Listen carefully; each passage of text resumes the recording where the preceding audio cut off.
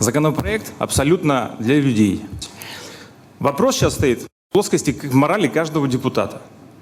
Ничего не мешает сегодня принимать этот законопроект и абсолютно правильно, как говорят все остальные, улучшать меры социальной поддержки, расширять их, выделять на это деньги дальше и дальше.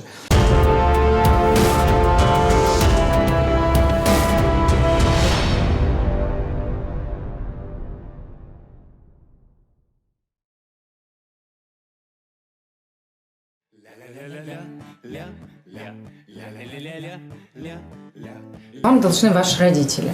Ну, потому что они вас родили. Государство их не просило вас рожать. В стране все есть, нефть в ней есть, и газ в ней есть, уголь есть, и никель есть, алюминия не счесть.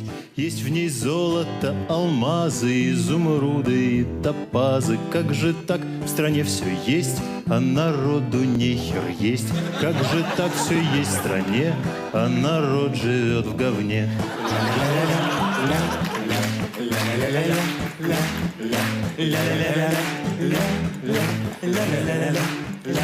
А в моей стране все есть. Есть зерно и мясо есть. Есть лосось и осетры, в них полным-полно икры. Есть и овощи, и фрукты, и молочные продукты. Как же так продукты есть, а народу нехер есть? Как же так все есть в стране, а народ живет в говне?